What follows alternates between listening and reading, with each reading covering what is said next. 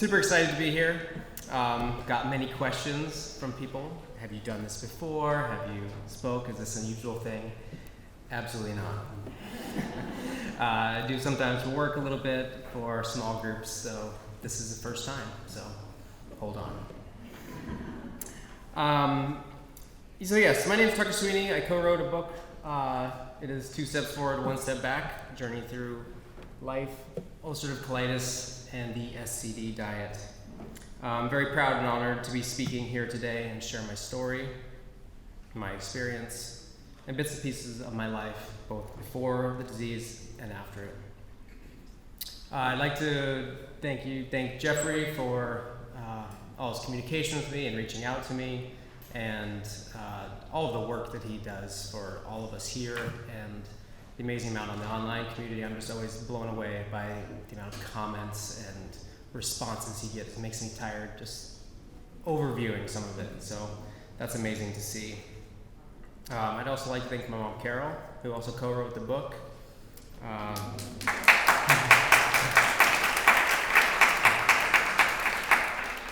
Thank you for all the help while I was struggling through this disease and with helping put this project together. We both probably never thought we would actually do. Lastly, I'd like to thank everyone who's here. We did it. We made it here, right? Second round. If it wasn't each one of us that was willing to put up the commitment to be here, to make those flights, to pay the money, to do all that stuff, we wouldn't be starting this. So I'm excited to see where it grows. And yes, so heads up, there's going to be nothing technical in my slide at all today. So relax. My goal for today as we head out and we all head home is to just leave you with some motivation and some hope for your future. So we've been hearing a lot about doing meditation and those kind of things and moving our bodies a little bit, especially after lunch. Like, whoa, we're all getting tired and starting to sink into that step. So first thing I want to do is, everybody, even if you've got a plate of food, push that plate of food forward a little bit. Stand up. Let's all stand up for a sec. I don't want anybody falling asleep while I'm doing this. So that was close a few times. So first, just reach up in the sky. Give a little, move your hands around a little bit. All right. While you're doing it, say hi to your neighbor. Hi. Nice to see you. All right. Anybody got a good little hip shake here? Right us up. Oh, so much better. Nice deep breath. Have a seat.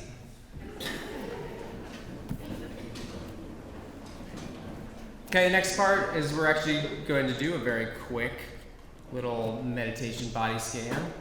So I'd like you to, feet on the floor, take your eyes and let them close your eyes. Don't worry, this is more for me than you. Close your eyes. Focus in on your breathing a little bit here. Focus in on that one constant in your life that'll be with you till the day you die, is your heart rate. Relax your forehead, all those muscles there. Relax your eyes that have been straining all day looking at all these PowerPoints and talking with people. Give them a rest. Let go of your cheekbones there, let those relax, let your mouth slightly open if it needs to.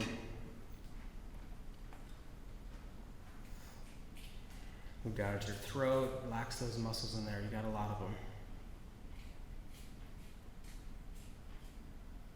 Enjoy just a little silence here.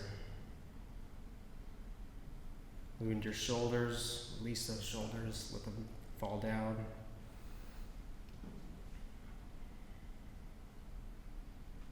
Move through your arms, relax those.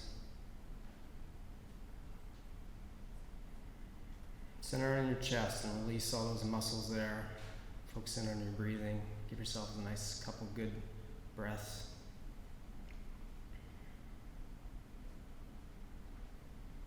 Go down your abdomen and release some of those muscles there that are holding so tight. And if you want here, like I used to do, maybe put your hand on your stomach, on your colon or your small colon. Send a little good energy down there. Maybe silently give it some thanks for allowing you to be here. Tell yourself you're going to be healthy.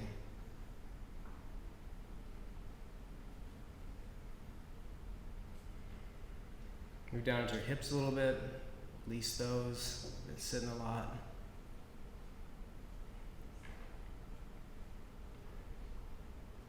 Move down with those large femoral muscles there. Give those a break, even though they've had a good break today. Through your kneecaps and into your calves. And as we start to move lower down, just kind of start feeling that how that energy just flows through us from top to bottom, in through our heads, all the way down through our feet, into the ground. Kind of find some center there. Finally move into your feet.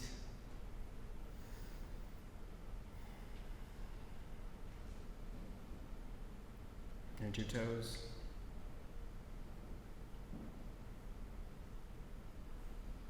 And when you're ready, you can open your eyes. A little more centered spot, hopefully.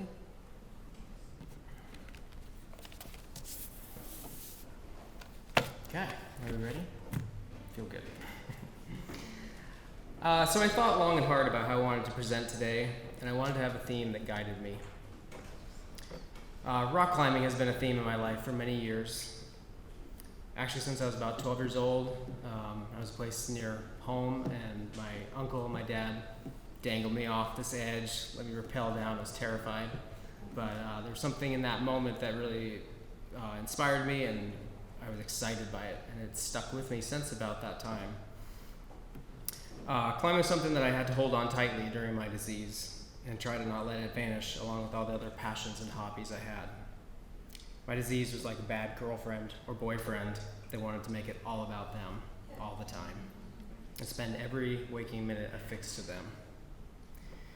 Through hard work and determination and partnership, I have kept this passion before, during, and into the present.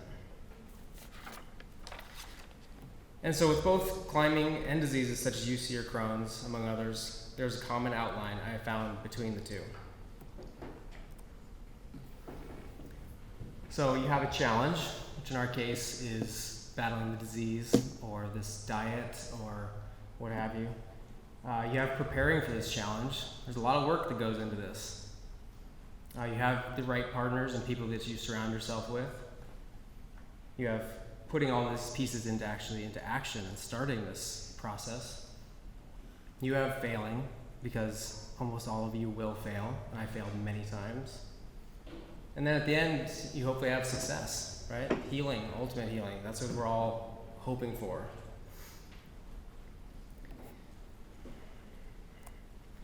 So, first there's this challenge or climb you must overcome in order to summit or thrive.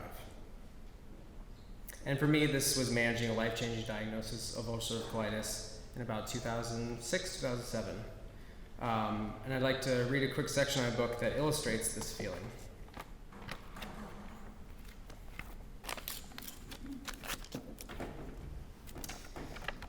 Looking back upon my life before ulcerative colitis, it seems like such a simple time.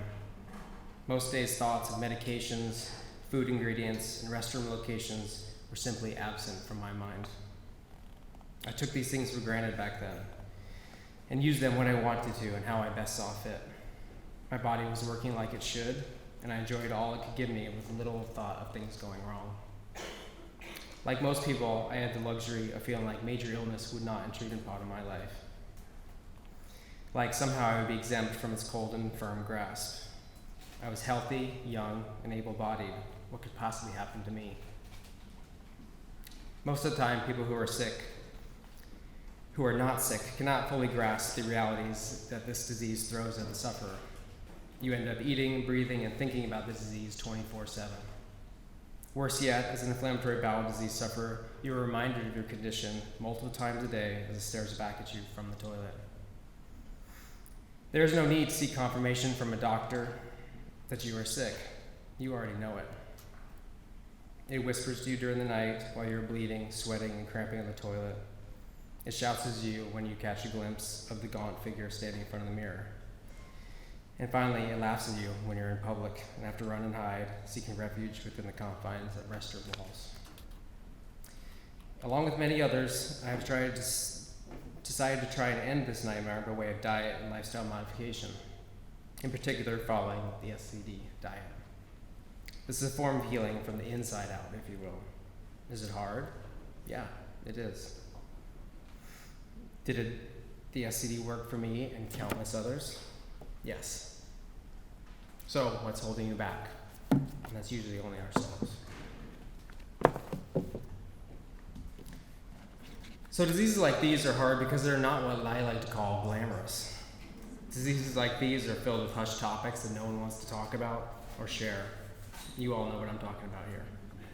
You don't have the same conversations around the dinner table about IBD as you do about somebody with heart disease or cancer or anything. You just don't.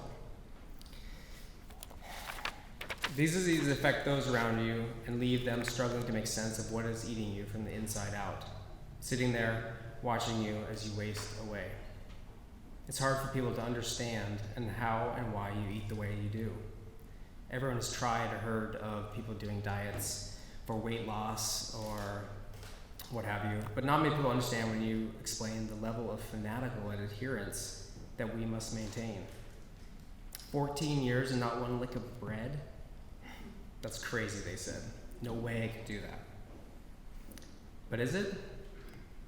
I always tell them that eating the way I do is nothing compared to the challenge or feeling when I was sick. And that's the truth. There's no comparison. And this is the main reason I felt compelled to write a book and share my story like so many others. Some of these slides I'll kind of give a quick little. This is in the about 5 hours north of where we live, way up in the mountains. This is Bugaboo Spire, it's called, up in the Bugaboos. This picture was in my book. And this was, it was a tough time during this photo right here. I didn't think I was gonna go, but I did. 10,000 feet there, that's 2,000 feet of climbing. We were up close to like 18 hours that day. And I did it, and I was really proud of myself for pushing through those hard times. By writing this book, I needed to expose the feelings and not being able to share what was going on inside my body. I needed to vent the frustrations that come from eating so restrictively. I just needed to share. And when I decided to write this book, I made a promise that I would not edit truth out, that I would talk about the unglamorous and the truly embarrassing, because I knew there were many other people out there that were having these same very moments. I wanted to make them feel like they and myself were not alone. So a few important things here. Share what's going on with you, with people close, and when you're ready, share those with friends. It's important. This is a big challenge, but you can do this. Be proud of this diet and what you are attempting. You are stronger than many who will attempt this, or who will not attempt this. Let in humor and don't be afraid to laugh at the situation. Yeah, it's a crappy situation sometimes, but find the humor in it sometimes. Sometimes that's all you can do is laugh about these kind of things. So next up we have preparing for this challenge, like starting the SCD, and it's a hard one. All you procrastinators out there, this is going to be a tough one and a long road. But I'm glad you might get there in 6 months later down the road. And if this were my brother, this would absolutely be the case. It would take him forever. But he'd get there, maybe.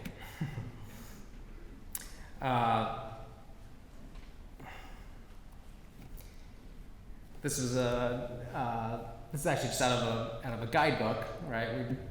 When you climb something, a lot of times there's somebody who's been up there before, and this is a little route, so it relates to preparing, right?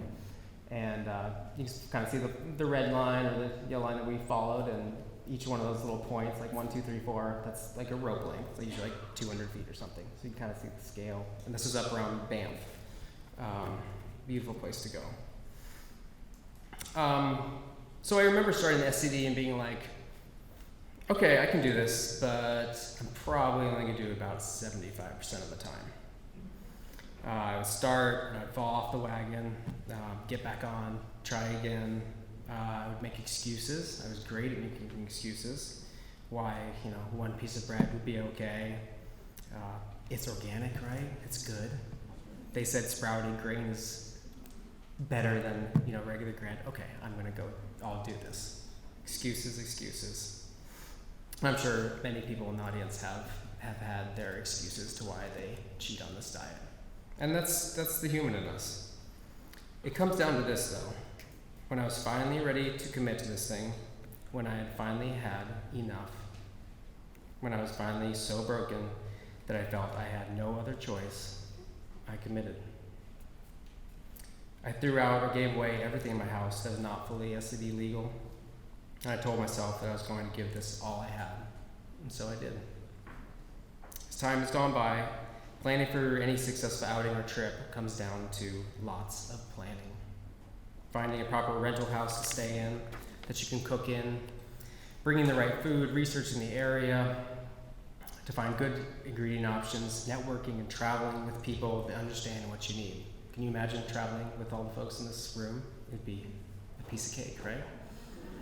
But your inner circle and your family and your friends can become that person, even if they don't follow a diet, but they can become very close and similar to this if you just let them into your story and what's going on for you.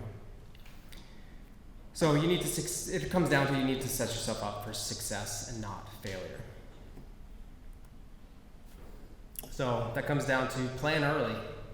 You can't prepare all you need for trips and outings last minute. It doesn't work. It usually ends in some kind of a disaster, whether you're going and you're not having enough food and you're going hungry, or you're making bad decisions and you're cheating on the diet. It's like going to the grocery store hungry, right? We're all told, don't do that. You make bad decisions, which is still something you shouldn't do either on our diet. Pack a good base of homemade food when you can. So nice to just pack, even if you don't have every meal planned, pack some kind of a base, and you can supplement that base when you get to wherever you're going, by going to the grocery store. But have some standards in there that will get you through, even if you cannot find stuff when you really need it. Pack extra so that you don't get hungry and go off this diet. We're hungry people on this diet, and you go through a lot of food, so pack a little extra. Make the cooking fun and a group activity. I can't tell you how many awesome experiences I've had while cooking, and it doesn't have to be just within your home. People love to cook, and they love to experience you cook, and they love to see all the things that you can make, and they like to join in on that. So don't keep that a secret and make this diet a secret because of that. If you're not camping, get a place with a full kitchen. The longer I've done this, the more that is so important. The mini fridge does not count. So if I was here the whole time, I would not be staying at the Hampton Inn. It would not be where I was staying if I didn't have this awesome meal plan here. It wouldn't work, and for me, and I wouldn't do it. So we were here earlier, and we went to Boston and got a nice place there, Airbnb, and I'm sure lots of you know that. But yeah, that's the way to go. Gosh, go to the grocery store, get your food. Travel with your yogurt maker. I do. I brought that thing to Mexico. I brought it all over the place. Shove it in my carry-on. Here's how it goes. So yeah, it takes up quite a space, but you can utilize that space. So unscrew that empty yogurt container. I've shoved it full of socks or whatever else needs to go. Clean, obviously. But fill that sucker with stuff and then put it in there. Only one time have I had, because it does look like a bomb when you put it together. So only one time have I had them pull it out and be like, what is this? Like, it's a yogurt maker. Don't worry about it. If there's a language barrier, print off some common food questions in language. Keep them handy. There's all sorts of crazy new cool apps, Google Translator and those kind of things, that if you are in a different country, you don't speak language, could be a gold mine. I was talking with somebody here even yesterday. They just made up their own little card just to give to people in the States. Oh, there you are. Yes, right? You had the little card? Yes, right there, yes. She had her own little laminate card. I thought it was so cool. She just, instead of taking the time to explain all this stuff over and over again, just hand the waiter or waitress, they could bring it back to the cook if they need to. Awesome, I love those kind of things like that. So next up we have the right partners, caregivers, family, friends, this whole list here of people that you need to surround yourself with.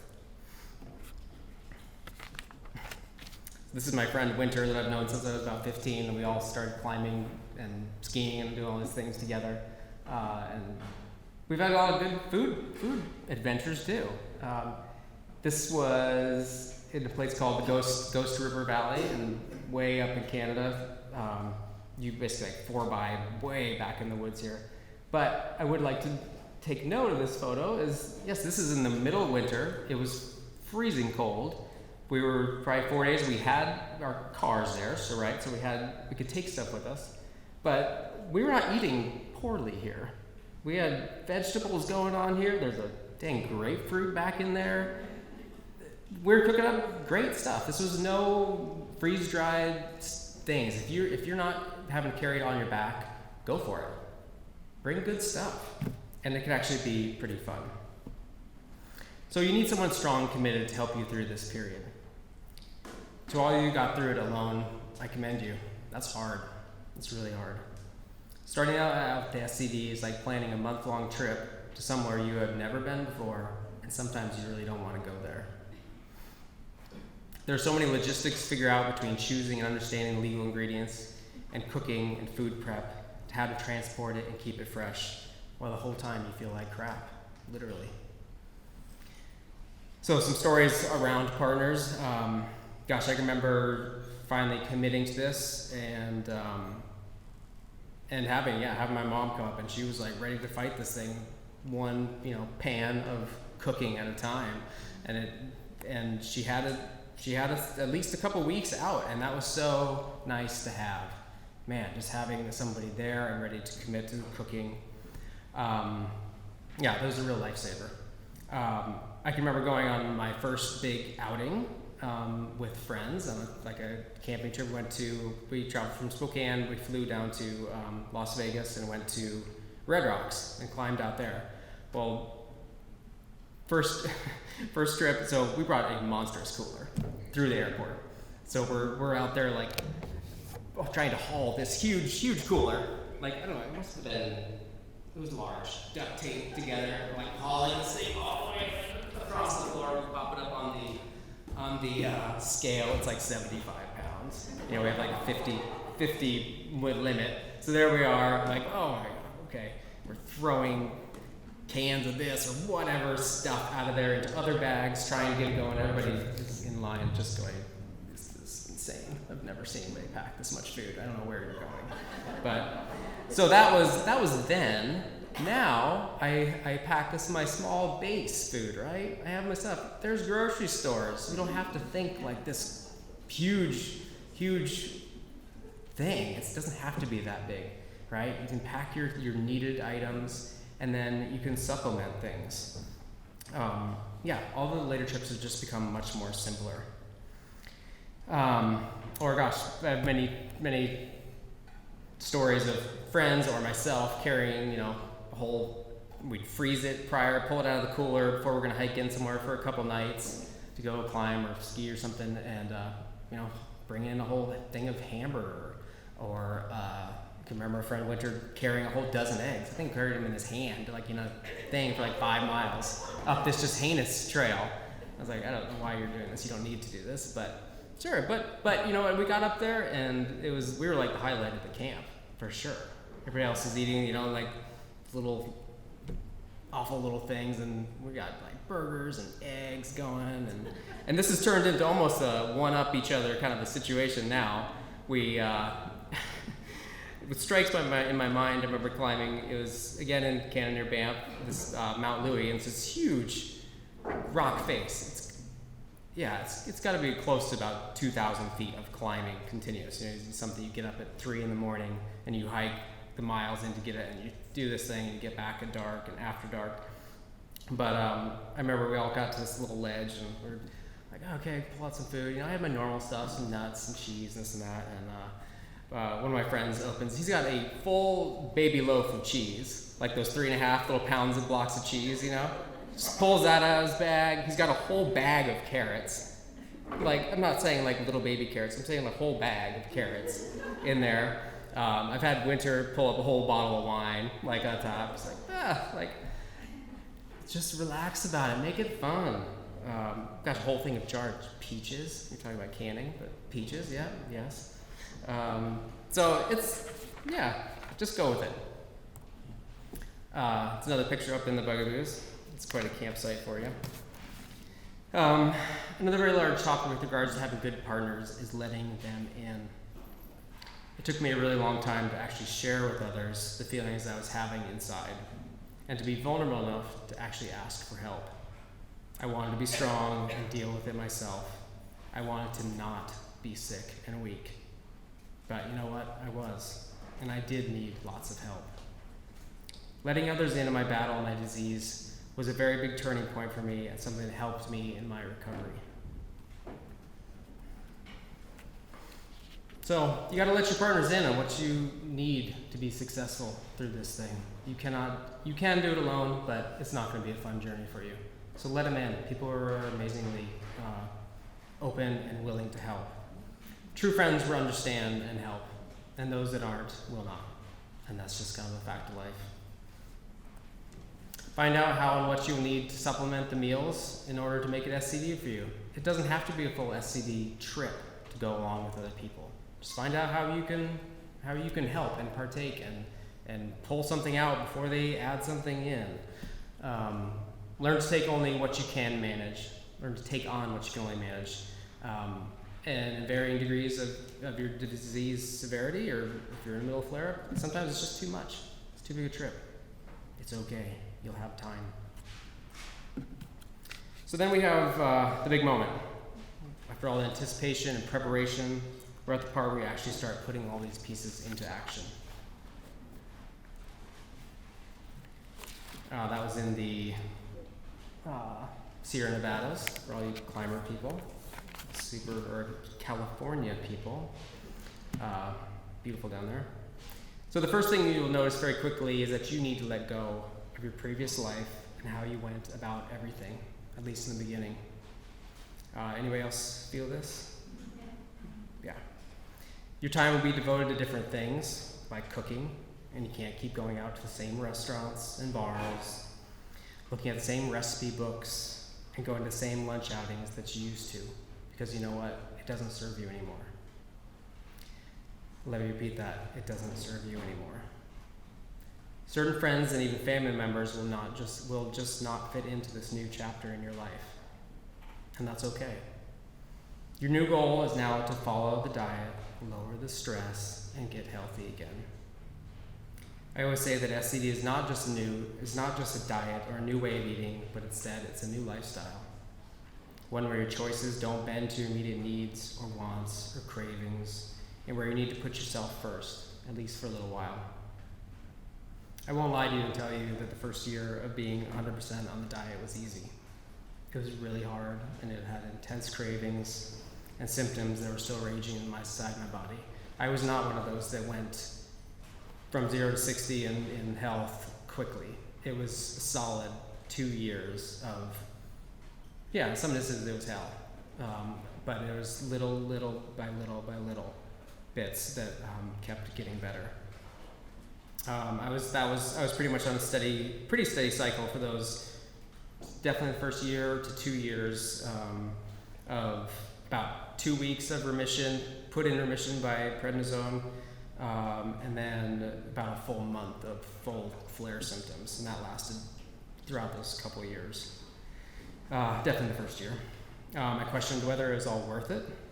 Am I doing this right? Should I just get surgery and try to end this? And then, that opens a whole nother can of worms. Why is all this medication that used to work not anymore? All the stories I was finding made it sound like you just kind of start the diet, and this was before all the, these wonderful groups that we have now. But when I initially started, it's made it sound like you start this diet and it's all good. And so I questioned myself, why was my timeline not matching up with this? Deep down, though, I could feel I was getting a tiny bit better as time went on. And it's 2 steps forward and 1 step back. I started coming out of flare-ups quicker, and the remissions lasted longer. I wanted desperately for it to be a quicker process, but it just wasn't. I was fighting with the idea that I had to take medication and I was always trying to come off it too soon. And that was something I really had to change my thought process around this and to learn to embrace all the help I could get. Even if it was medications I didn't believe in or if I didn't feel were helping me. I also pushed myself to keep doing the things I loved, the things that gave me joy and took my mind off my disease. Yes, I kept climbing. I kept skiing. I kept being social. I kept telling myself I was deserving of having a loving relationship. I didn't give up on these things. And I kind of saved another quick spot in the book, kind of emulated some of those feelings. Ulcerative colitis has taught me that we all have something to deal with. How we choose to deal with a crisis defines us. Will you let your disease define you, or will you decide to define yourself through the things that you love and inspire you? I cooked, studied, failed, triumphed, but I never lost sight of who I am and who I want to be. I am inspired by the mountains and sheer walls rising from the ground. I am inspired by generosity and love of people around me. Now, too, I enjoy sharing my passion for life while talking to others about the SCD. I feel the love of others when I spend time with them living life. For a time, I didn't do those things because I was sick. I was consumed with fear of the future and was waiting instead of living.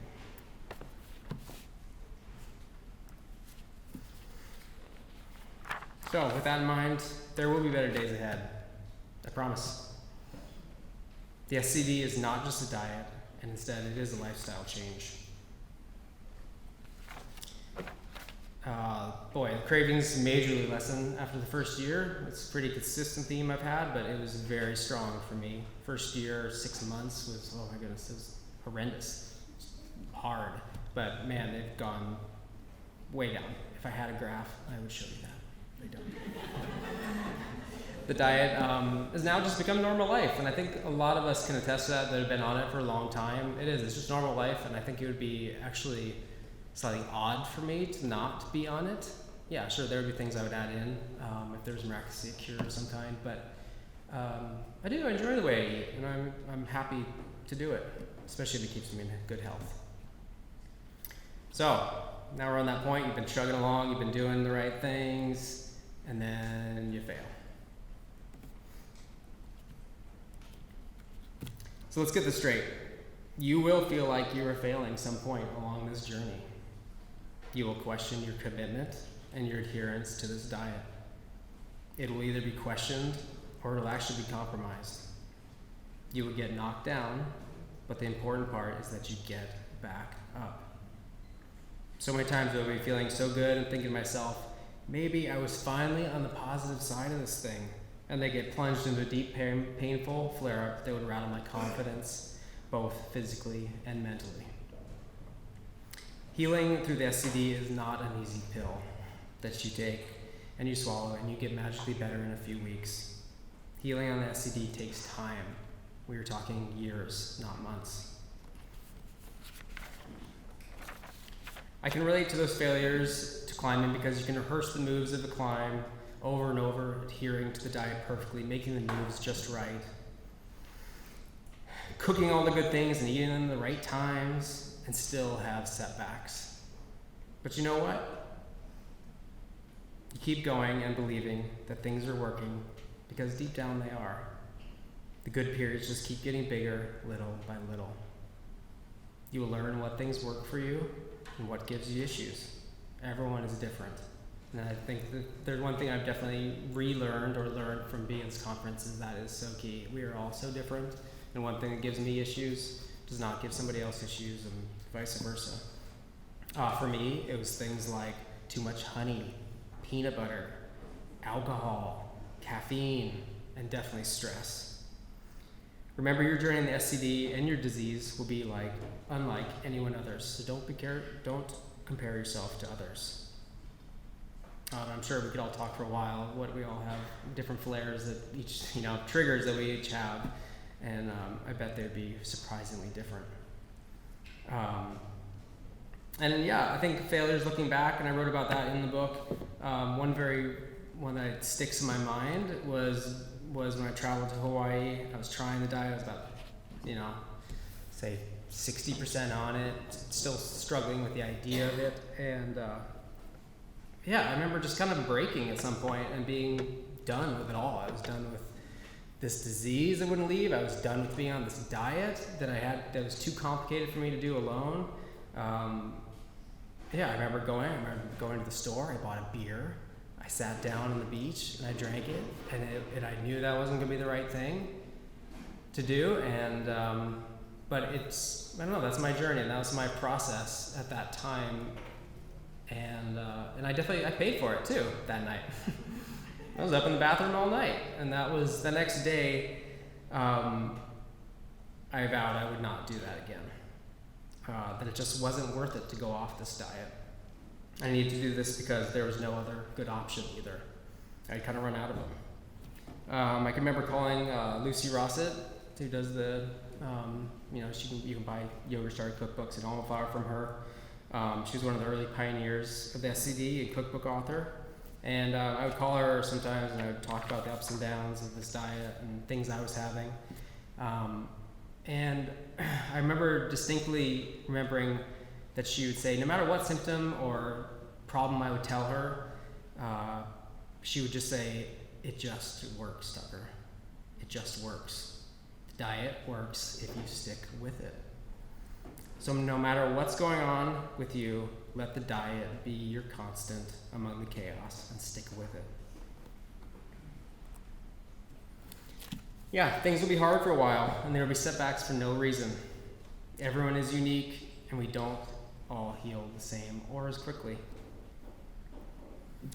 These diseases are serious. This is not something simple. You can see from all the slides from the doctors today, this is so complex, and people don't know very much around this. So it takes a long time. Months or years, absolutely not days. But things will get better and easier. Keep doing the things you love and enjoy. You need that in your life.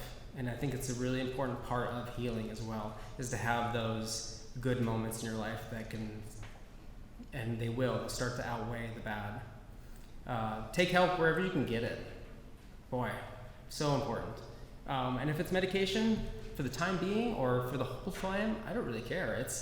Take it, and you need all the help you can get on your side. So then we're at the big part, success, where we all want to be. So with hard work and determination comes great rewards. Slow, steady progress of over a year of strict adherence to SCD started to reward me with true health. As any of you out there are feeling true health again, can attest to, feeling healthy after going through the hell of these diseases feels really good. At this point in my journey, I was not only healthy again, but strong. I finished getting my education degree, got married, built a house from the ground up, and started a family. I was finally very tired, but not from the disease, finally. Food and cravings were no longer at the front of my everyday thoughts. I knew what I needed to do, and I did it because that's just what we do. Life with SCD was no longer a burden and something that I was fighting along with my disease. It was just part of my life. Part of me, and I was going from surviving to thriving. If I need to go back on the basics and eat chicken soup for a week and let my gut calm down, it was something I did. If I need to go back on medication for a bit to help ward off a flare-up, I would do it and not judge the medication or myself.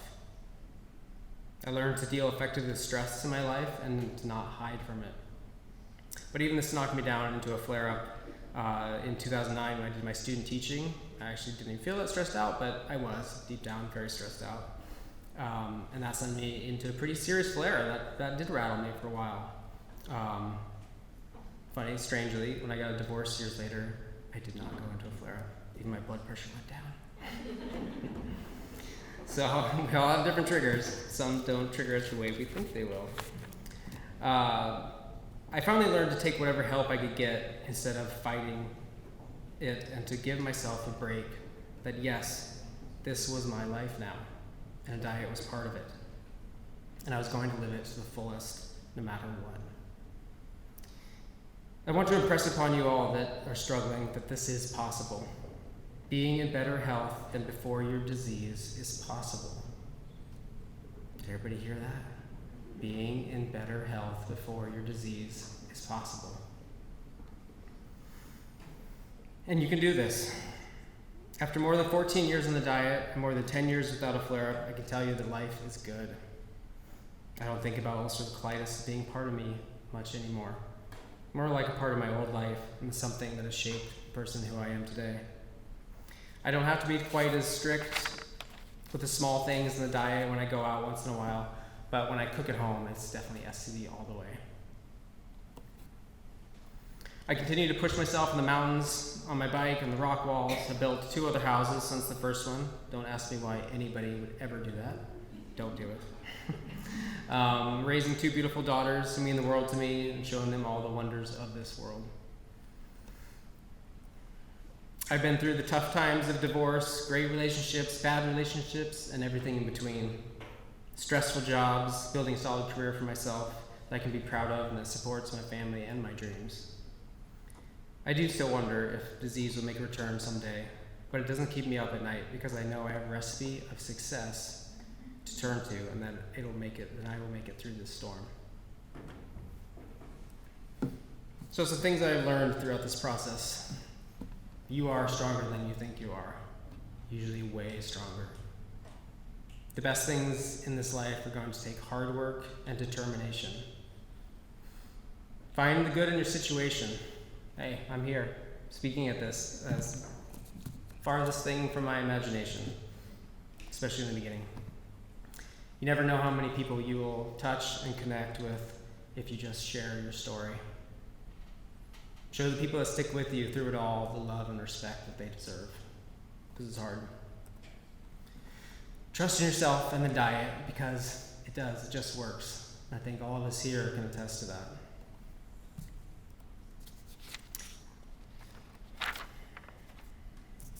So, in the end,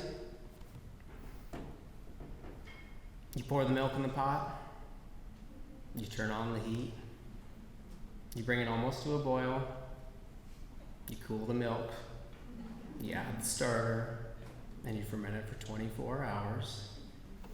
And when you're out, you do it all over again, because that's just what we do.